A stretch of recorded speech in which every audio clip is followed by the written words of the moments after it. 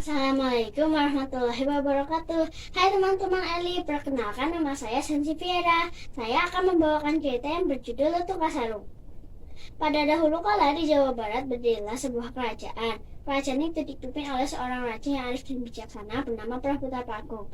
Beliau memiliki dua orang putri yang sangat cantik tapi bersifat bertolak belakang.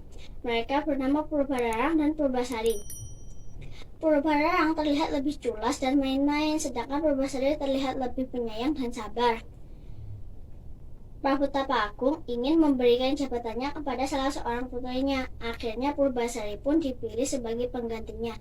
Purbararang yang mendengar hal itu pun mulai menaruh dendam kepada Purbasari dan ingin mencelakai Purbasari dengan cara menemui nenek sihir dan mengubah kulit Purbasari menjadi menjijikkan, yang akhirnya Purbasari pun diungsikan ke dalam hutan. Purbasari tinggal di gubuk sendirian. Tiba-tiba di balik pohon ada seekor lutung. Lutung itu membawa pisang dan berbulu hitam.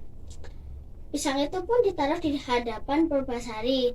Lalu tiap hari pun sang lutung itu mendatangi Purbasari, hingga pada suatu hari sikap lutung itu tidak seperti biasanya. Lutung itu jika didekati pergi, lalu diam-diam Purbasari pun mengikuti kemana perginya sang lutung. Ternyata lutung itu pergi ke sebuah kolam. Selain berbau belerang, juga bau wangi bunga sedap malam. Sang lutung itu pun menyuruh Purbasari untuk masuk ke dalam kolam itu. Awalnya Purbasari menolak, tapi akhirnya menuruti juga. Setelah berendam beberapa jam, Purbasari pun keluar dari kolam itu dan terkejut karena melihat kulitnya sudah seperti sedia kala. Lalu Purbasari pun pulang dengan mengajak sang lutung. Purbararang pun terkejut karena melihat adiknya belum meninggal dan penyakitnya sudah sembuh. Purbararang pun mengajak Purbasari bertaruh, rambut siapa yang paling panjang akan menjadi ratu. Ternyata setelah dibandingkan, rambut Purbasari 2 kali lipat lebih panjang daripada rambut Purbararang.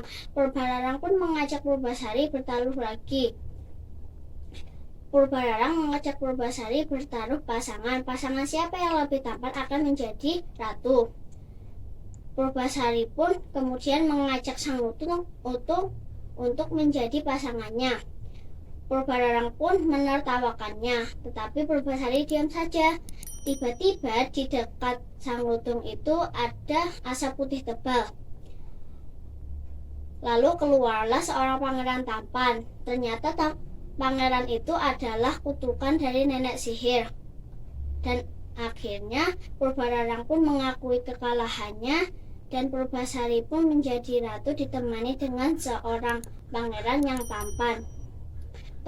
Teman-teman, dari cerita ini kita bisa mengambil hikmah, yaitu kita tidak boleh iri hati karena akan mendatangkan kesusahan, dan kita juga tidak boleh